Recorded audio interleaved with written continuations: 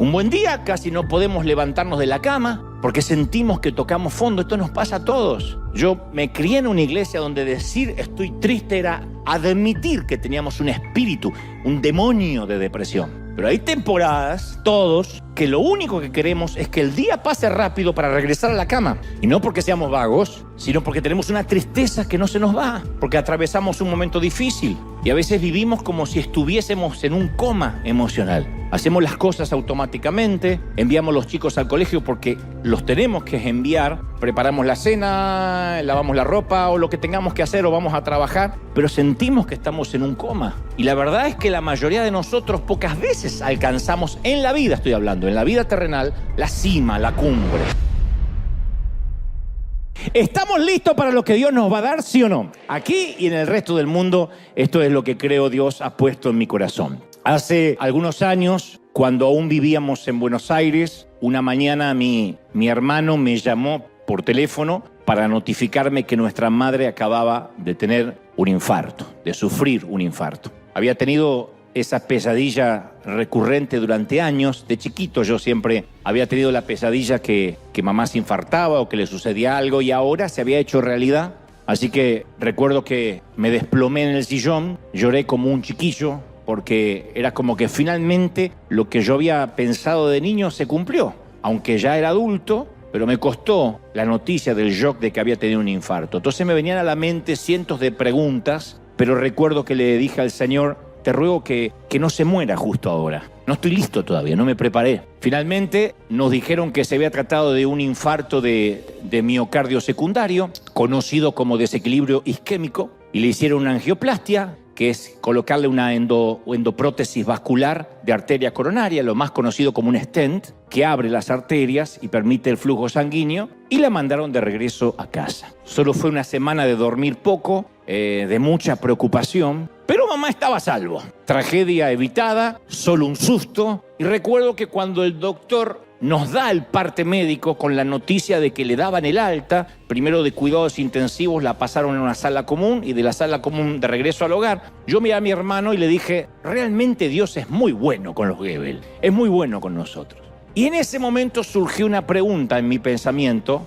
No puedo asegurarte que haya sido Dios o simplemente quizás fue una pregunta devenida de mi propia mente. La pregunta era: si mi mamá no hubiese sobrevivido, si mi madre no hubiese sobrevivido a ese primer infarto, ¿yo seguiría diciendo de que Dios es bueno con los Goebel? Si hubiéramos perdido a mi madre, ¿yo habría llegado a la misma conclusión? Dios es bueno con la familia, dije. Entonces, ¿Dios es bueno solo cuando el resultado también es bueno? Cuando alguien es sanado de cáncer, solemos decir: no, Dios es muy bueno, se sanó de cáncer. Cuando nos aumentan el salario, decimos: Dios es bueno, me aumentaron sin que tuviera que pedir. Cuando logramos ingresar a la universidad a la cual aplicamos, o los argentinos ganamos la Copa del Mundo, decimos: Dios es bueno, por fin se hizo justicia, ¿no?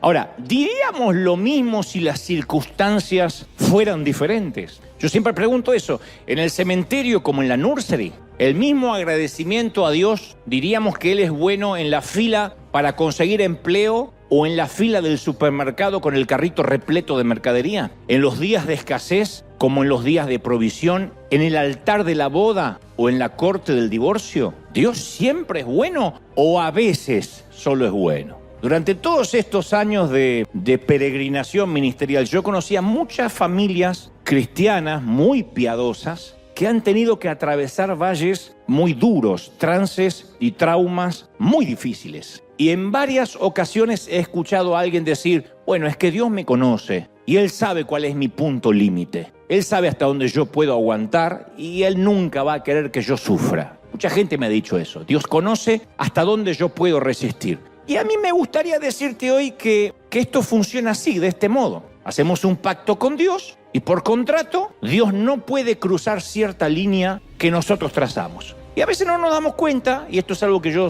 repito mucho, pero a menudo solo es un trato unilateral, un contrato que lleva una sola firma, la nuestra. Aún así nosotros a veces aseguramos que tenemos un trato contractual con Dios, aun cuando Dios no haya firmado nada. Decimos: bueno, yo ya prometí servirle a Dios siempre y cuando Él cuide de mis hijos. Dios no firmó ese contrato, lo firmamos nosotros y lo damos por válido. Y todo el mundo sabe que legalmente un contrato para que sea válido tiene que haber 2 firmas. Bueno, yo prometo congregarme a cambio que Dios conserve mi salud, por supuesto. Yo ya le dije al Señor, no voy a faltar, pero tú dame salud. O prometo sembrar y dar, siempre y cuando a mi familia nunca nos haga faltar nada. Porque yo soy un sembrador, así que sé que Dios no nos va a hacer faltar nada. ¿Es una palabra de fe? Está bien. Pero cuando lo mencionamos como si fuera un contrato, una obligación que tiene Dios porque nosotros damos algo a cambio, ahí es cuando luego Dios, por alguna razón, no satisface nuestras expectativas y quedamos girando en un torbellino de preguntas. Nos preguntamos, ¿realmente Dios es bueno? ¿O se habrá enojado conmigo? ¿Por qué yo nunca falté a la iglesia? ¿Por qué yo nunca dejé de sembrar? Y ahora me toca esta enfermedad, o esta quiebra, o me están echando, o no me renuevan el alquiler, o estoy por perder la casa. ¿Será que Dios se fumó? ¿Será que su poder es limitado? ¿Será que lo superó el diablo en esta ocasión? ¿Que el diablo fue más fuerte? Por eso la pregunta de hoy es, ¿qué pensamos de Dios cuando la vida no es buena? O lo bueno que quisiéramos que sea. ¿Qué pensamos de Dios? Cuando José le descifra el sueño al faraón, le dice, van a llegar 7 años de un hambre tan intensa que hará que la gente se olvide la prosperidad de Egipto. El hambre va a destruir la tierra. Ese era el sueño que tuvo faraón. La hambruna será tan grave que va a borrar el recuerdo de los años buenos. Y el haber tenido 2 sueños similares, faraón, significa que son acontecimientos decretados por Dios y él hará que ocurran pronto. Entonces José descifra el sueño del faraón y le dice que ambas épocas, la de la abundancia y la de la escasez, ambas están bajo la jurisdicción divina, bajo el paraguas de la jurisdicción divina. Ambas habían sido decretadas por Dios, la prosperidad y el hambre. Entonces a veces nos cuesta entender, a pesar de que llevamos años en el caminar cristiano, que los buenos gobiernos y los malos gobiernos son permitidos por Dios. No es que a veces Dios pone un buen presidente y a veces el diablo le gana de mano y pone un mal presidente. Los buenos gobiernos, no hay un gobernante, no hay un rey, no hay un dictador que suba al poder, sino es permitido por Dios. Los buenos ministros de Economía y los malos, los pésimos ministros de Economía son puestos y permitidos por Dios. Muchas veces Dios le permite a Satanás que desate el caos, pero nunca permite que triunfe. Y esta es la promesa de Romanos 8:28. Y sabemos que los que aman a Dios, todas las cosas, no algunas cosas, todas, las cosas buenas y las cosas malas, las regulares, las que no son tan buenas, todas las cosas ayudan a bien, esto es, a los que conforme a su propósito son llamados. Y a veces pensamos que algunas cosas nos ayudan y otras no nos ayudan, todas, dice la Biblia. Entonces los sucesos aislados pueden que sean malos, pero el resultado final, el proceso final, siempre va a ser bueno. Entonces cuando uno prueba, por ejemplo, un rico plato de pasta italiana, mal tiempo para comentar esto si alguno tiene hambre, ¿no? Decimos, qué sabroso, al dente, una pasta extraordinaria. Decimos, qué sabrosa la pasta. ¿Qué es lo que está sabrosa? La harina, la levadura, el tomate con el cual hicieron la salsa, la sal, el aceite de oliva, el orégano, el queso rallado. No, lo que está sabroso son todos esos ingredientes mezclados. Entonces la cooperación colectiva de los elementos crea algo que es sabroso, algo que es bueno. Entonces no podemos decir, por ejemplo, una inflación es buena, un ataque al corazón, una pandemia, un ataque terrorista es bueno. Eso no es bueno. Son terribles calamidades, productos de un planeta Tierra caído. Pero de alguna manera, no sé cómo, Dios los mezcla con otros ingredientes para sacar algo bueno aún de todo eso. ¿Puede salir algo bueno de algo así? Sí, de la pandemia Dios saca algo bueno. De una enfermedad aprendemos algo bueno. De una crisis financiera aprendemos algo bueno. Pero hay que permitirle a Dios que defina lo que es bueno. Porque nuestra definición de bueno, ¿qué es? Salud, comodidad, 0 problemas. Eso todos vamos a levantar una copa a fin de año, vamos a decir, bueno, salud, bendición. Nadie dice una gran dosis de prueba, problemas, suegra, problemas. Nadie va a decir eso. Para nosotros es salud, 0 problemas, nada de cosas graves. Para nosotros eso es una vida buena. La de Dios, en el caso de su Hijo, lo bueno consistió en sufrimiento, muerte de cruz. Pero Dios mezcla todo eso para producir la más grande cosa buena que jamás existió, nuestra salvación. Si Él no hubiese permitido el sufrimiento de Jesús, nosotros hoy no estaríamos aquí, no seríamos salvos. Joni Eareckson Tada era un adolescente intentando hacer un clavado en el lago cuando se rompió la columna vertebral. No calculó el fondo, empezó a flotar, su hermana la descubre, alcanza a sacarle del agua antes que se ahogue. Y cuando Joni comprendió su cuadriplegia, y entendió que iba a ser permanente, que no iba a poder mover nada del cuello para abajo, empezó a experimentar las 5 etapas del duelo que dicen que experimentamos todos derivados de una tragedia o de un dolor profundo. Primero, la negación. Todos negamos al principio. Decimos, no, ¿cómo es posible que esto sea voluntad de Dios? No puede ser. Esto no puede ser voluntad de Dios. Esto es el diablo que metió la cola. Uno primero lo que hace es negar. Esto no puede ser de parte de Dios. Después el enojo, la ira. No sé para qué le hablo a Dios, no sé para qué estoy orando, si Él jamás me escucha, si parece que está enojado, no entiendo para qué me congrego, no entiendo para qué voy a la iglesia, tanta fidelidad para nada. La ira es lo segundo. Lo tercero es la negociación, que es ese contrato unilateral del que te hablé recién. Bueno, Dios permitió este accidente para probar mi fe y mi paciencia, pero estoy seguro que cuando aprenda mi lección, voy a sanarme y voy a caminar. Uno empieza a decir cosas en el afán de negociar que a lo mejor necesariamente no lo está diciendo Dios. Después viene la depresión.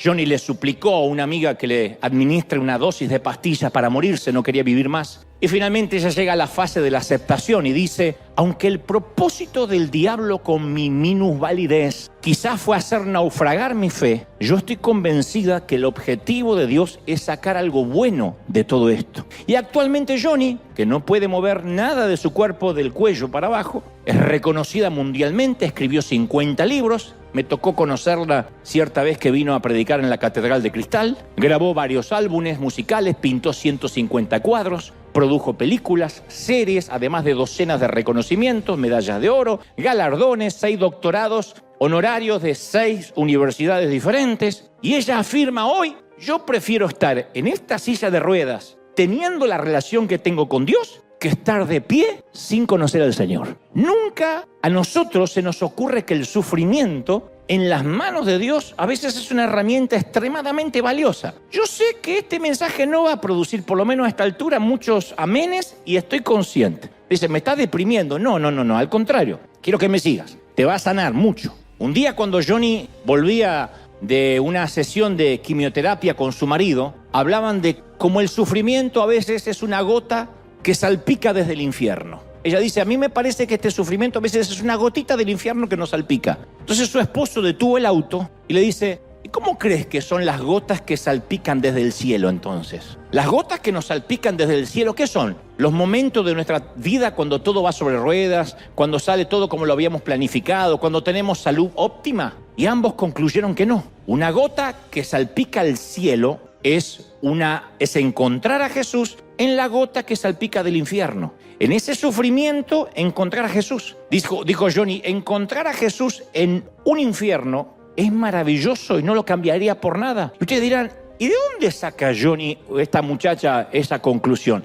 Ese fue el mensaje de Jesús. Cuando sus seguidores divisaron a un ciego, a la orilla del camino le pidieron a Jesús una explicación. Le dijo, ¿está enojado Dios porque él es ciego? ¿Quién pecó? ¿Quién tuvo la culpa? ¿El ciego o sus padres o sus abuelos? ¿De quién era la culpa? Y la respuesta de Jesús ofreció una opción superior. Le dijo, el hombre quedó ciego para que las obras de Dios se manifiesten en él. O sea, hay cosas que ocurren para que la gloria de Dios se manifieste. ¿Me siguen, sí o no? Ahora, nosotros tenemos que decidir si confiamos en Dios o nos alejamos de Él. Pero a veces te aviso, Él va a cruzar la línea. Uno dice, no, si yo me congrego y soy fiel, y si yo soy fiel con mis ofrendas y escucho los mensajes de Dante, eso sí o sí me lleva al cielo.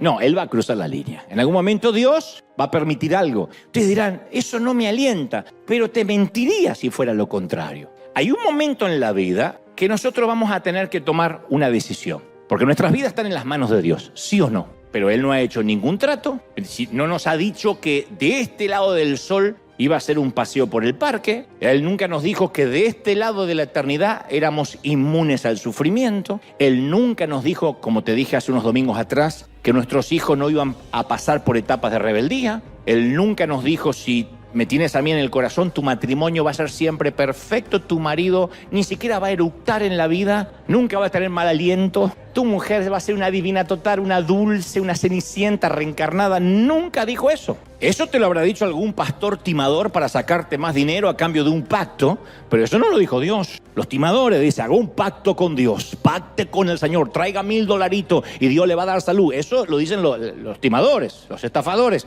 no Dios. Entonces, muchas veces la vida gira de manera imprevista y de pronto nos toca hacer algo que jamás previmos. No digo que va a pasar sí o sí, pero quiero alertarte que esto es la vida. ¿Cuánta gente de aquí de la congregación le ha tocado seleccionar un ataúd, planificando un funeral, imaginándose la vida sin ese ser amado? Y sería mentiroso de mi parte decirte eso no va a ocurrir. Nadie se va a morir jamás de los tuyos. Un buen día casi no podemos levantarnos de la cama porque sentimos que tocamos fondo. Esto nos pasa a todos. Yo me crié en una iglesia donde decir estoy triste era admitir que teníamos un espíritu, un demonio de depresión. Pero hay temporadas, todos, que lo único que queremos es que el día pase rápido para regresar a la cama. Y no porque seamos vagos, sino porque tenemos una tristeza que no se nos va, porque atravesamos un momento difícil. Y a veces vivimos como si estuviésemos en un coma emocional. Hacemos las cosas automáticamente, enviamos a los chicos al colegio porque los tenemos que enviar, preparamos la cena, lavamos la ropa o lo que tengamos que hacer o vamos a trabajar, pero sentimos que estamos en un coma. Y la verdad es que la mayoría de nosotros pocas veces alcanzamos en la vida, estoy hablando, en la vida terrenal,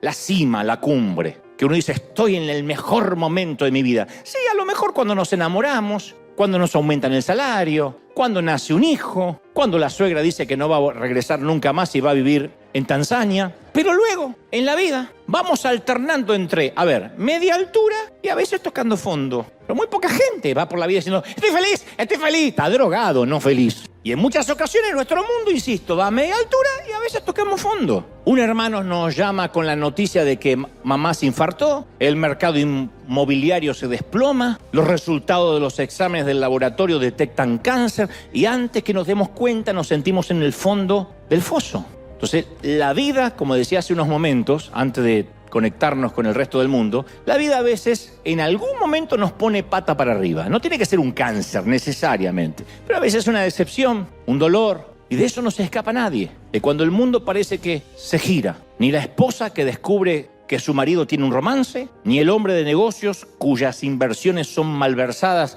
por un colega deshonesto, ni el adolescente que descubre que una noche de romance o de pasión o de lujuria dio como resultado un embarazo no deseado, ni el pastor agotado que a veces quiere irse lejos y abandonarlo todo y dice estoy cansado de la gente, estoy cansado de hacer lo mismo. No creerán la cantidad de pastores con los que yo me hablo que dicen estoy deprimido, estoy cansado, estoy harto, siempre tengo que sonreír, siempre tengo que dar fuerza, la gente no me permite que yo ni siquiera pueda tomar un descanso, una tregua. Seríamos unos ilusos si creyéramos que alguno de nosotros somos invulnerables. Pero seríamos igualmente ilusos si creyéramos que el mal finalmente va a triunfar sobre el bien. Porque Dios siempre recicla las malas temporadas para convertirlas en algo bueno. Esa es la promesa que te tienes que llevar.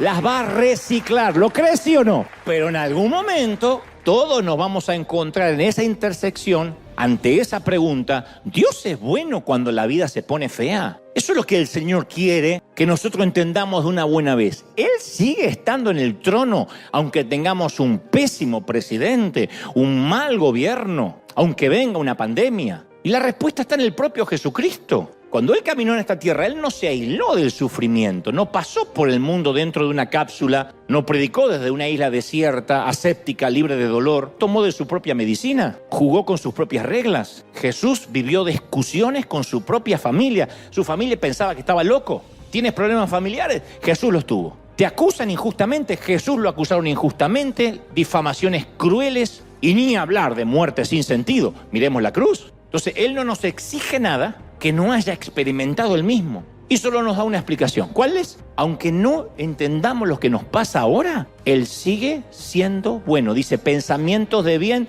tengo para ti y no de mal. ¿Lo crees, sí o no? Uno dice, pero, a ver, si no entiendo lo que me pasa, ¿cómo me podés decir que Él sigue siendo bueno? Y mi pregunta es, ¿no será que no entendemos porque no vemos nunca el plano completo? Como un hijo. Como los chiquitos, cuando uno dice dulces a esta hora, no. Y hacen unos berrinches y gritan y patalean. No entiende por qué el papá o la mamá dice ahora no. ¿Cuántos no nos dijeron nuestros padres que no entendimos? Y de grande, al estar del otro lado del mostrador, al ser padre decimos, con razón me decían esto. ¿Cuántos berrinches hacen los niños cuando no entienden el panorama general? Cuando se quieren quedar hasta cualquier hora en el parque, cuando quieren dormir a cualquier hora, cuando creen que no hay horario para el celular o la tablet y el padre o la madre tiene que poner reglas. ¿No será que a veces no entendemos lo que nos pasa porque no tenemos todos los capítulos de la trama? ¿Cuántas veces nos pasa que vamos por un camino que solemos transitar a diario con el automóvil y sin aviso reducen 3 carriles a 1?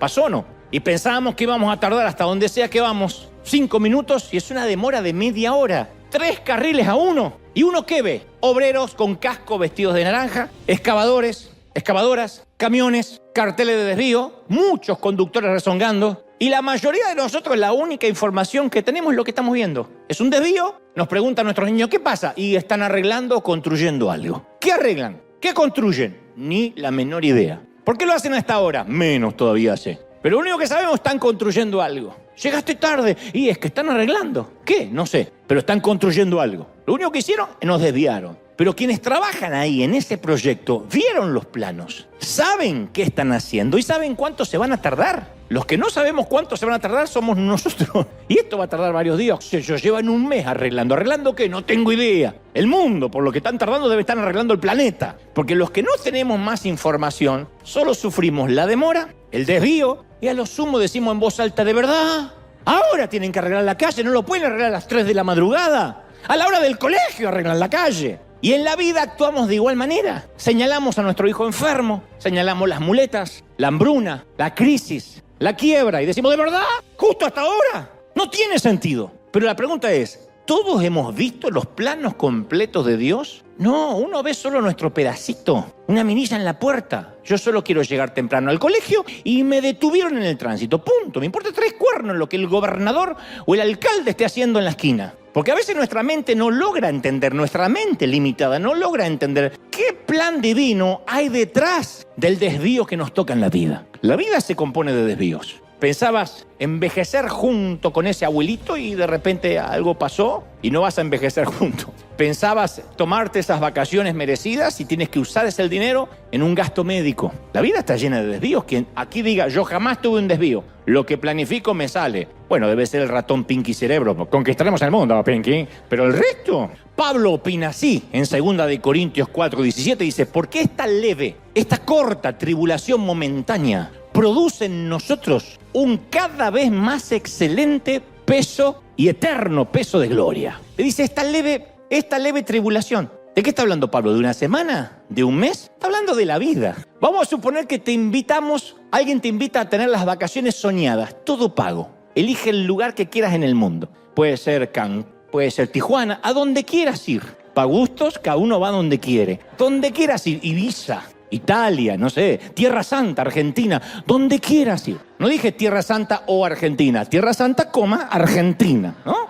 Una isla paradisíaca con la comida, las actividades que te gusten, pero hay una única condición. Durante el vuelo a la isla, quien te vende el paquete te dice, durante el vuelo a la isla siempre, por una cuestión de vientos cruzados, hay unos 5 minutos de turbulencia en el avión. Nada grave, todo el mundo llega. Pero hay muchos vientos cruzados para llegar a esa isla del Caribe y de manera que el avión se va a mover 5 minutos, le quiero avisar. ¿Quién diría no a las vacaciones para no pasar esa turbulencia de 5 minutos? Un pequeño movimiento no es nada comparado con las vacaciones pagas. Le preguntaría, ¿me está diciendo que yo tengo vacaciones pagas durante un mes con tenedor libre, comida libre, todo lo que quiera comer, todo lo que quiera tomar? Y puedo hacer lo que quiera, pero solo me toca aguantar 5 minutos de turbulencia en algún momento en la altura crucero del avión. Así es. Bueno, en el reloj de Dios estamos justo en el medio de una turbulencia que se llama vida. Comparado con la eternidad, ¿qué son 70, 80, 90 años? Una turbulencia de 5 minutos. 80 años es una turbulencia. 90 años, quiero vivir mucho. Y Dios se ríe cuando decimos, quiero vivir mucho. Y vivimos 92 años. Comparado con el cielo es un chasquido de dedos. Entonces Pablo dice, nuestro dolor no va a durar para siempre, pero nosotros sí vamos a durar para siempre. Entonces Romanos 8:18 dice, las aflicciones del tiempo presente, la que sea, no son comparables con la gloria venidera que en nosotros se va a manifestar. Él dice, si la turbulencia es 1 minuto, 5 minutos o toda tu vida, no importa. Lo que viene le va a dar significado a lo que nos toca vivir ahora, porque Dios es el maestro tejedor. Entonces toma los hilos y entremezcla los colores, las hebras tosca con las de terciopelo, mezcla los dolores con las alegrías, los días malos con los días buenos, y nada está fuera de su alcance. Entonces los reyes, los tiranos, los presidentes, el tiempo, cada molécula obedecen las órdenes de Dios. Él pasa a través de las generaciones y a medida que avanza su diseño va tomando forma. Entonces Dios no se ha olvidado de nosotros, Dios no se olvidó de ti. Cabezón, Dios no se olvidó de ti. Dios te ama tanto que te tiene en un ambiente controlado. Pero a veces Dios nos lleva un tour por el fondo para que lo encontremos a Él. David preguntó, ¿a dónde me voy a huir? ¿Dónde me voy a escapar de tu espíritu? Y luego agrega, ¿a dónde huiré de tu presencia? En el Salmo 139:7. ¿Dónde voy a huir de tu presencia? Dice David. Y acto seguido hace una lista de los sitios donde él encuentra a Dios. Dice, en los cielos, en el Seol, si tomare las alas del alba y habitar en el extremo del mar, aún allí me guiará tu mano, dice, y me asirá tu diestra. Entonces, nuestra versión de este versículo sería, ¿a dónde me voy a alejar yo de Dios? Si me tocara un tiempo en la clínica de rehabilitación, ahí está Dios. En la unidad de cuidado intensivo, ahí voy a tener un encuentro con Dios como nunca antes, mejor que en el templo. En la corte de divorcio, en el refugio para mujeres golpeadas, en la prisión del condado, ahí tú me vas a guiar. No hay un lugar donde nos podamos escapar que no esté Dios. Nunca podemos ir a un lugar donde no esté Dios. Yo escuché a algún predicador decir que Dios no cruza la frontera y no va a Las Vegas, como si Dios le tuviera miedo a los retenes o... Dios no está en Las Vegas, Dios siempre está. Está en Las Vegas, está en los prostíbulos, está en todo sitio. Su presencia manifiesta, no se siente ahí, pero Él está, no hay nada que se escape, no hay nada oculto que no haya de ser manifestado. Y si Él está en todo sitio, está en el cuarto de operaciones de un hospital, en la funeraria, Dios está en cada sitio, dice, ciertamente no está lejos de cada uno de nosotros, dice Hechos 17:27, en cada lugar, en cada sitio. Entonces, ese es el propósito de cada dolor, de cada sufrimiento. Que a veces si no tocamos fondo, Dios no lo permite, no tenemos un encuentro real con Dios. Ahora sé lo que están pensando, yo no necesito eso. Sí, yo puedo encontrarme con Dios igual. No, somos torpes. Apenas nos va bien, oramos mucho menos. Apenas Dios nos bendice, hasta nos olvidamos de dar y de sembrar. Prometemos, Señor, voy a dar un porcentaje para ti, voy a ser un sembrador si me bendice. Nos bendice Dios, lo primero que planificamos es las vacaciones y de última, si nos sobra, le damos a Dios. Somos gente torpe. Bueno, no ustedes, sino los del otro servicio, más que ustedes. Uno tiende a olvidarse. Entonces a veces Dios permite esas temporadas difíciles. Donde yo más me he encontrado al Señor fueron esas temporadas álgidas. No los momentos donde yo pasaba al altar y tenía la chiripiorca y oraban por mí. Los momentos más duros, más solos, donde literalmente decía, Señor, no sé ni cómo orar, aquí va mi corazón, estoy quebrado. Eran los momentos donde Dios más me llenaba, donde Dios me decía, por fin, cabezón. Yo siempre digo, Señor, no me enseñes por las malas, yo quiero ya aprender por las buenas. Ya tengo cierta edad,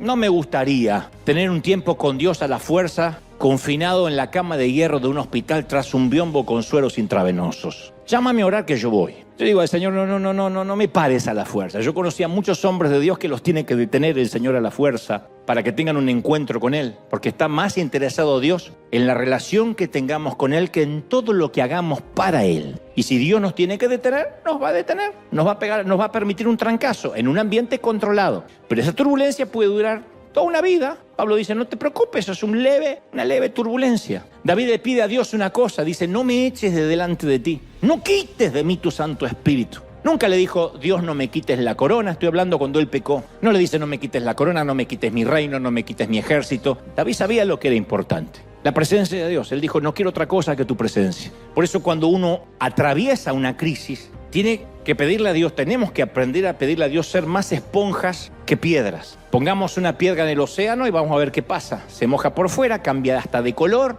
se erosiona, pero por dentro siempre está igual, es piedra. Pongamos una esponja en el océano y vamos a ver el cambio inmediatamente. La esponja absorbe el agua. Entonces el océano penetra cada poro, altera la esencia de la esponja y Dios nos cubre de la misma forma. Lo que hace el océano con las piedras o las esponjas, Él está en todas partes, está arriba, está abajo, está en derredor. Ahora nosotros tenemos que decidir si en el año 2024, en lo que queda de este año y el próximo año vamos a hacer piedra o esponja. Si yo fuera un predicador de los modernos diría, dile a tu hermano no seas piedra, cabezón. Pero no te voy a hacer porque por ahí el de al lado no tiene ganas que le hables y yo sé eso. Piedra o esponja, resistir o recibir. Entonces, todo dentro nuestro, cuando uno atraviesa una crisis nos dice, endurece el corazón, huye de Dios, resiste a Dios, culpa a Dios. Dios no tenía que haber permitido eso. Y uno se vuelve una piedra. Ante el mismo océano, algunos son una esponja y dicen, voy a aprender de esto. Y otros dicen, no voy a aprender, me voy de la iglesia, no sirvo más, ¿para qué? No tiene sentido. Pero los corazones endurecidos nunca sanan. Los corazones de esponja sí. Entonces uno tiene que abrir el alma a la presencia de Dios. Tenemos que aferrarnos a la promesa de Hebreos 13:5. Nunca te dejaré, jamás te abandonaré, aunque estés en el hospital. Mi papá en los últimos días de su vida decía, estaba intentando volver a caminar porque había perdido la sensibilidad de sus extremidades. Y entonces yo me acuerdo que cuando me acercaba a él, que llegaba a visitarlo y él estaba haciendo su hora de ejercicio con un entrenador, él estaba como cantando bajito y yo me acercaba, porque mi papá nunca fue buen cantante, pero me acercaba para escucharlo y él decía, el gozo de Dios, el gozo de Dios. Le decía, papá, ¿estás caminando? Y yo, sí, feliz. Mirá qué lindo, cómo camino, se sentía un atleta. Y yo decía, ¿cómo puede ser que apenas se puede mover el hombre? Sin embargo, había un gozo de entender de que algo Dios le estaba enseñando en ese momento vulnerable de su vida. El salmista declaró, cuando siento miedo, pongo en ti confianza. ¿Por qué voy a inquietarme?, dice el salmista. ¿Por qué me voy a inquietar? En Dios pondré mi confianza y mi esperanza y todavía lo alabaré. Aunque la higuera no florezca, aunque el olivo falte el producto del olivo. ¿Alguien lo cree, sí o no? Pero tenemos que aprender. Dios está cerca nuestro, nos vaya bien o no nos vaya bien. ¿Sientas a Dios o no lo sientas? Los pentecostales nos gusta decir, siente la presencia de Dios, siente algo. Y hay gente que no siente nada. Hay algunos que son propensos a eso y ¡ay! Se sienten lo que sea, pues es una cucaracha y creen que es Dios. Y después hay otros que no sienten y tienen otra estructura emocional. Y los que tienen otra estructura emocional, yo soy de esos últimos, hijo de europeos, me cuesta mucho sentir sensorialmente cuando Dios hace algo. Simplemente le creo. Pero he tenido muy pocos momentos de tembleque, de chiripiorca, de ataque, muy poco. Casi no los recuerdo. Y sin embargo, las veces que más Dios me habló es cuando menos cosas sobrenaturales sentí. Simplemente me levantaba una mañana y sabía lo que tenía que hacer. Dios me hacía sentir, esto es lo que tienes que hacer. No fue ni una voz audible, ni escuché trompetazos. Yo sabía que tenía que hacer esto. Y con los años he aprendido que Dios siempre ha estado cerca mío. Hasta en mis momentos de rebeldía, hasta en tus momentos de rebeldía vergonzantes, Dios está cerca. ¿Cómo lo sé? Soy papá. Los papis y las mamis sabemos que cuando tenemos un chiquito que está en etapa de crecimiento, uno nunca deja de controlar lo que hace. Aunque a veces hagan berrinches. Yo una vez le dije a mi mamá, me voy de esta casa y voy a ser libre. Y me hice mi maletita y me fui. 5 años tenía cuando me quise emancipar. Y me fui a dormir en el descansito de la escalera y me quedé como 15 minutos ahí. Tomá, para que aprendan y me sufran y me busquen. Y mamá me decía, bueno, no sé qué vas a comer, ya está, me llevé un sándwich. Yo ya me iba a vivir la vida. Y Dios a veces nos ve así, haciendo los berrinches. Entonces, ahora, no significa que uno no pueda hacer berrinche. No es, este mensaje no es para decir, resiste, aguanta, soporta la turbulencia y ya. No hay que decir, no hay que dudar de decirle a Dios cómo nos sentimos. ¿Estamos molestos? Hay que decirle, Señor, no estoy molesto. Él se sonreirá, como a veces los padres cuando nos aguantamos la risa. ¿Estamos en desacuerdo con su estrategia, con sus decisiones? Hay que decírselo. No hay que fingir estoicismo con Dios. Sea, Señor, aquí tu siervo, en la sala de cuidados intensivos, aleluya. No, hay que decirle, Señor, estoy desesperado. Yo le dije, Señor, que no se muera mi mamá. Y finalmente tuvo otros infartos y alguno de esos terminó muriéndose. Ese fue el primero el que te conté, pero hubo otros episodios y tuve que derramar mi corazón ante el Señor y decir que la iba a extrañar, etcétera. Pero no fingí ser un estoico ante el Señor. Jeremías no fingía. Jeremías era un antiguo profeta que pastoreó a Israel en un tiempo de colapso económico, de convulsión política. Había invasión, desastre, exilio, hambre, muerte, todo eso en ese orden. Y él llenó sus devocionales con tantas quejas que su diario de oración se lo conoce como Lamentaciones. Por si no lo sabían, en la Biblia hay un libro que se llama Lamentaciones, que vendría a ser quejas de los miembros de River. Alguna cosa así. Lamentación. Alguno dice, ¿qué significará? Que se vivía lamentando el tipo.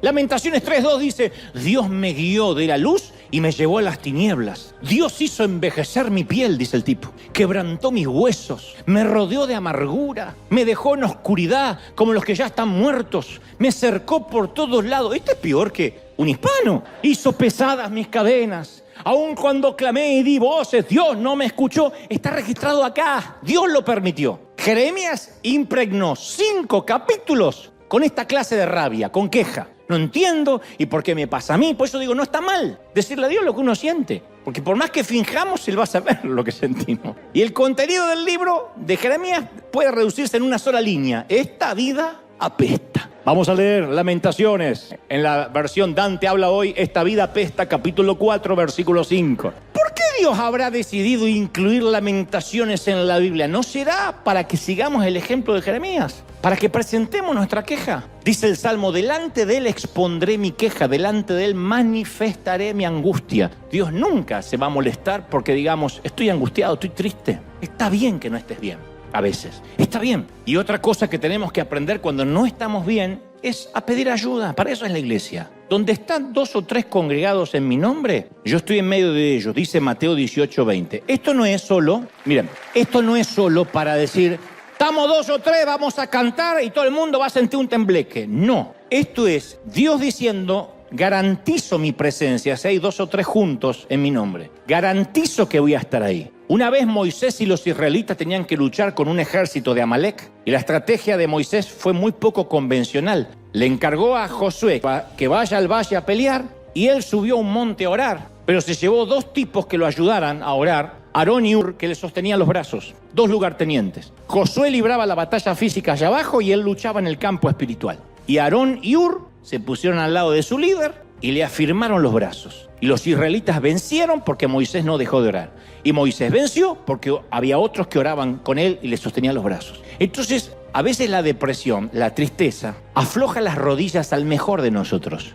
Hay momentos en la vida o que nos rompen el corazón, o que hay una quiebra, o hay una mala noticia. Y la gente de la congregación, yo no voy a hablar a la gente del mundo, por lo menos a la gente que estamos aquí hoy, tenemos que aprender eso, lo dije millones de veces. No podemos exigirle al otro que esté siempre radiante y no podemos fingir que estamos siempre radiantes. Entonces hay que a veces aprender a dejar de lado las conversaciones superficiales, y cuando un hermano en Cristo nos pregunta ¿cómo estás?, en vez de decir en victoria, aleluya, bendecido, gloria, como un loro, a veces decir, ¿sabes qué? No me siento bien. Gracias por preguntar. A veces no me puedo levantar de la cama. Estoy acá el domingo porque me quiero congregar, pero ¿podrías orar por mí? Ni sé por qué estoy triste. Supongo que se me juntó la vida, pero necesito que ores por mí. Y a veces no hacemos eso. Y quienes escuchamos una petición así tenemos que aprender a no juzgar. No estarás con poca oración, poco ayuno. Se habrá metido un demonio. No, todos hemos estado, estamos o estaremos en esa estación de la vida, donde la vida nos da un giro imprevisto, un desvío, y 3 carriles se reducen a 1. Y tenemos que aprender a encontrar la presencia de Dios en medio del pueblo de Dios. No venir acá a fingir, porque después no vas a querer congregarte más porque cansa fingir. Es como ponerte esos tacos altos así, estimada dama, para ir a una fiesta y una faja como si fuera un chorizo argentino metiendo todo para adentro. ¿Cuánto vas a aguantar en la fiesta? ¿Vamos? ¿No?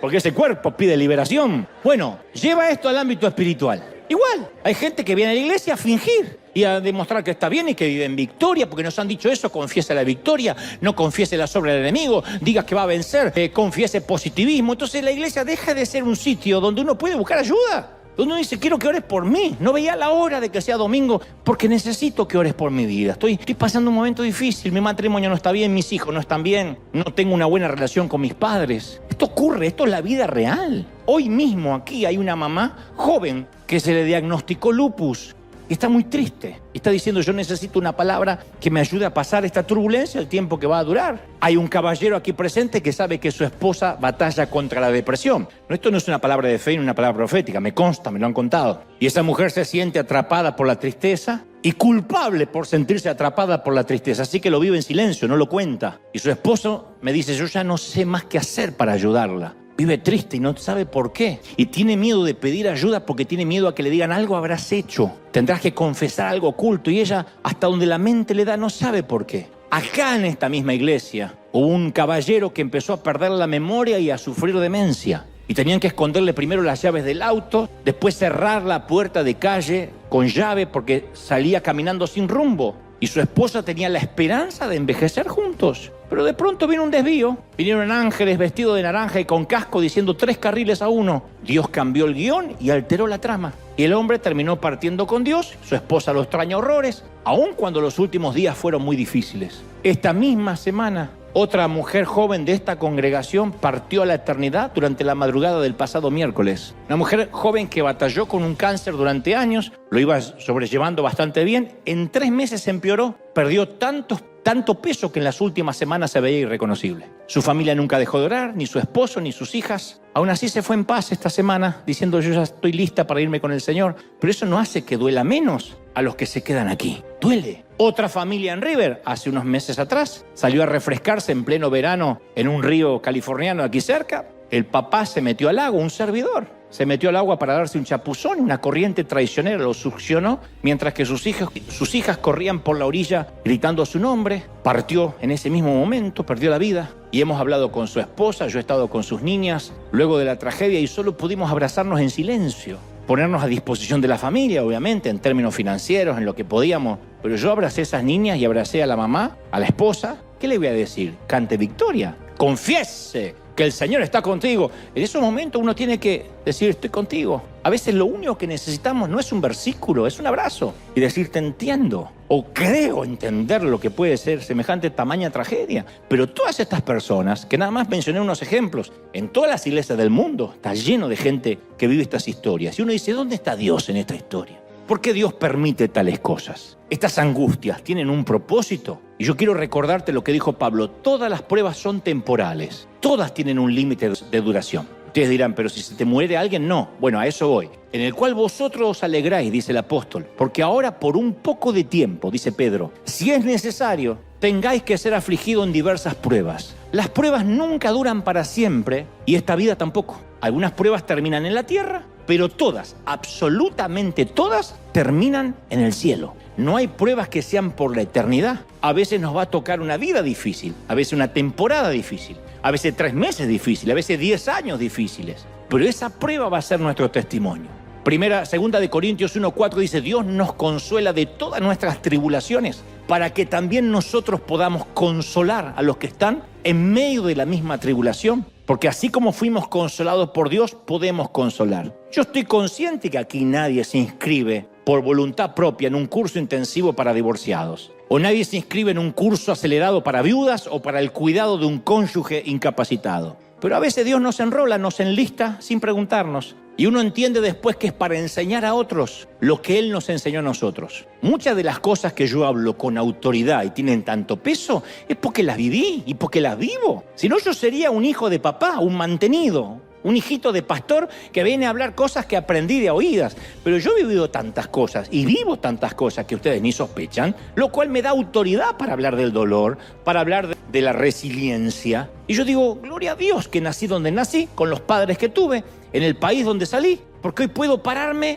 y ser una bendición a otra gente que pasa lo mismo y dice: este tipo me entiende. ¿Sí? Hay una antigua fábula china que cuenta que una mujer tenía un hijo, un chiquitito, y cuando su hijito murió a temprana edad, una profunda tristeza en esta mamá china se apoderó de ella, y un día visitó a un hombre sabio en busca de ayuda y le dijo: claro que puedo ayudarte. Tengo una poción mágica que tiene el poder de aliviar tu tristeza.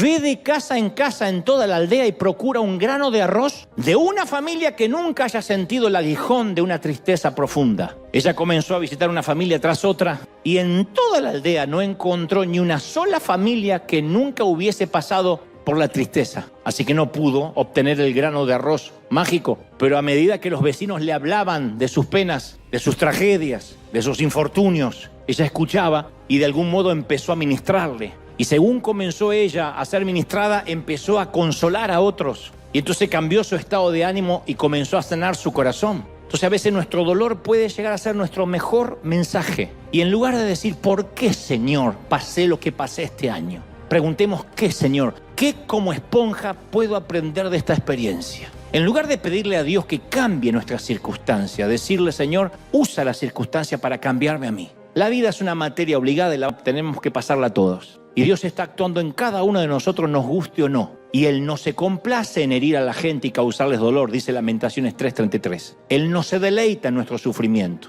pero sí se deleita en nuestro desarrollo. ¿Me siguen, sí o no? Y el que comenzó en vosotros la buena obra, la perfeccionará hasta el día de Jesucristo. Él no te deja hasta que no haya hecho contigo lo que dijo que iba a hacer. ¡Aleluya! ¡Aleluya! O sea que en los días previos a la guerra con Alemania, en el año 1939, el gobierno británico encargó una serie de carteles para pegar por toda Gran Bretaña. Y la idea era poner en papel consignas motivadoras, distribuirlas por el país, porque no había manera, no había tecnología de internet para comunicar a la gente mucho. Y se usaron letras mayúsculas en el formato de 2 colores. La única ilustración era la corona del rey Jorge VI. Y el primer cartel decía: tu valor, tu alegría, tu determinación nos dará la victoria. Eso estaba pegado por toda Gran Bretaña. Después se produjo un segundo cartel que decía: la libertad está en peligro, defiéndela con toda tu fuerza. Y estos 2 carteles estuvieron en toda Gran Bretaña, en las estaciones de ferrocarril, en bares, en tiendas, en restaurantes, estaban por todas partes. Y luego un tercer cartel, el más popular y el que más trascendió, se imprimió en aquel entonces 2,5 millones de copias. Mantén la calma, keep calm, y sigue adelante. Mantén la calma. Era lo único que la ciudadanía tenía que leer. Tenía la misma corona y el estilo de los 2 primeros. Llegó a ser tan popular que Mantengan la calma empezó a ser reproducido en jarrones, en jarras para café, tarjetas postales, todo tipo de productos. Y creo que la frase mantén la calma es lo que resume lo que Dios quiere decirnos antes de que termine el año, en los últimos 15 días de este año. Mantén la calma, mantén la cabeza fría, no te rindas, resiste. Tú no puedes controlar el clima, no estás a cargo de la economía, no tienes idea de lo que va a hacer el presidente, no puedes detener los tsunamis, no puedes parar los huracanes, pero puedes hacer algo, mantener la calma, keep calm, respirar, seguir adelante, recordar que Dios está tan cerca aunque no lo sientas, que está cerca tuyo. Jim Collins, que es un especialista en administración, estudió a algunos líderes durante tiempos turbulentos y analizó a más de 20,000 compañías e iglesias para buscar qué información le podía dar la estadística a la pregunta: ¿por qué en tiempos de crisis algunas iglesias crecen, algunas compañías crecen y otras se estancan o desaparecen? Y la conclusión fue: los líderes exitosos no son los más creativos, ni los más visionarios, ni los más carismáticos, ni siquiera los que más oran, ni los más ambiciosos, ni los más favorecidos con recursos, ni siquiera los más atrevidos, tampoco los más heroicos. ¿Qué distingue a los que atraviesan la crisis de los demás? Que todos ellos mantienen la calma y siguen adelante en un mundo que está fuera de control. Eso le pasa a un papá, a una mamá, en una casa que es un caos. Mantén la calma. Los que sobreviven son las manos firmes y las mentes sobrias. Mantén la calma. Confiemos en que Dios nos va a ayudar, que estamos en el medio de un plan que no entendemos. Algo están construyendo en ti, algo están arreglando. El desvío es porque algo Dios está arreglando y no quiere que el nuevo año empiece desarreglado. Cuando confiamos en Dios, podemos pensar claramente, reaccionar con mayor seguridad. Mira, yo te confieso con mucha vergüenza que no sé nadar. Perdón los grandes nadadores, perdón. Se deberá a algún trauma de la niñez que no viene al caso contar ahora. O sea, me gusta el agua, pero no tanta y toda junta en un solo lugar, no me gusta. Y hace algunos años en las costas de Sydney, Australia, me alejé demasiado de la orilla y de pronto noté que había perdido pie. Y mi instinto me gritaba que hiciera todo lo que hacemos los que no sabemos nadar en esa circunstancia: patalear y gritar. Y eso siempre logra que nos hundamos más. Y recuerdo que una voz vino a mi mente clara: mantén la calma, respira. Mantén la cabeza en alto, mantente a flote, vas a sobrevivir a esto. Mantuve la calma, me costó mucho, mantuve la calma y misteriosamente la marea poquito a poquito me devolvió hasta la orilla. Solo tuve que hacer lo poquito que podía hacer, lo mínimo que podía aportar en un momento así, que es calmarte. Como Nehemías, que dijo: oramos a Dios y pusimos guardia contra los enemigos día y noche. Oramos y pusimos, confiamos y actuamos. Confiemos en Dios en aquello que no podemos hacer, obedezcamos a Dios en lo que sí podemos hacer. Entonces, cuando nos sintamos desesperados por el dinero que no llega, por la salud de un ser amado, la nuestra, por la tristeza que no se nos va, por la desesperanza que va erosionando la espera, por el abrazo que tanto nos hace falta en estas fiestas, por ese sueño que se tarda, no dejemos que la crisis nos paralice. No permitamos que la tristeza nos apabulle. No dejemos que el miedo nos intimide. Respiremos hondo, mantengámonos con vida, a flote, mantén la calma, sigue adelante. Vas a sobrevivir a esto, dice el Señor. ¡Aleluya! No, alguien tiene que celebrar y aplaudir al Rey, que nos va a sacar de esta, dice el Señor. Dale un aplauso grande que se escuche en la casa, en los 5 continentes, de que el Señor nos va a dar la victoria. ¡Aleluya! ¿Me promete que vas a mantener la calma? ¿Sí? Mantener la calma es: no haces pie, pero mantente la calma. Estás en el fondo, mantén la calma, no te desesperes, no te ahogues, no vas a morir, vas a sobrevivir a esto. Esta leve tribulación momentánea no es nada comparable con lo que nos espera más adelante. No sé cuánto tiempo va a durar. Yo ojalá quisiera decirte, se va a terminar ahora, a fin de año, el lunes, el martes. Pero si se tarda más, si tenemos que ser resilientes y soportar la crítica es porque hay un propósito. Si tenemos que soportar la crisis es porque hay un propósito. Si tenemos que soportar los vientos de frente es que hay un propósito. Yo sé que muchos no me van a decir amén, pero es lo que Dios está diciendo porque te ama demasiado. ¿Cómo te ama el Señor? ¿Cómo te ama el Señor? ¡Aleluya! Levanta las manos al cielo todos. Padre, he hablado lo que me has dicho que diga tu ejército. Y en casa también los que están recibiéndote en su corazón. Si hay alguien que dice, Señor, entra en mi vida, perdona mis pecados, este es el momento. Pero aquí hoy, esta mañana, tarde, noche, donde sea que estén viendo y a donde sea que estén recibiendo este streaming, yo te pido, Señor, que la palabra penetre en los corazones. El Señor me dice que te diga, gente maravillosa de River, escribe esto en las tablas de tu corazón. Átalo a tu cuello. Calma, mantén la calma y sigue adelante. Continúa, mantente con vida, solo respira, náufrago. Solo mantente con vida respirando. Es lo único que Dios va a decirte, es la única orden que vas a recibir en esta temporada. Y tendrás que confiar un día a la vez. Mañana habrá maná para mañana. Hoy habrá maná para hoy. Pero hoy vas a enfrentar la música de hoy, vas a bailar el vals de hoy con la música de hoy. No puedes enfrentar con las fuerzas de hoy los desafíos de mañana. Hoy vivirás el día de hoy porque el mañana te va a robar las fuerzas del hoy. Y Dios nada más te da fuerzas para un día. Te permite dormir 6, 7 horas para tener un día de fuerzas y de energía. Y eso es lo que tiene, enfrenta un día a la vez. Y mañana Dios dirá, esa es la sabiduría, ese es el principio. Mantén la calma. Tu hijo no cambia, mantén la calma. Tu matrimonio no mejora, mantén la calma, dice el Señor. No tires frases al aire, no amenaces, no te enojes, no hagas nada, solo confía en el Señor. Mantente a flote, saca la cabeza del agua, respira. El Señor me dice que te diga, vas a llegar a la orilla, no te entregues. Dios sigue siendo bueno, Dios sigue estando en el trono, Dios sigue estando en el trono. Mi querida Argentina hace poco cambió su gobernación y hay de los cristianos que a mí me duele que a veces crean que alguien, una persona va a ser la que cambie un país. Quizás sí, quizás no, pero todo está cronometrado en el reloj de Dios. Y eso va para los Estados Unidos de América, y eso va para cualquier país, para Colombia, para Venezuela.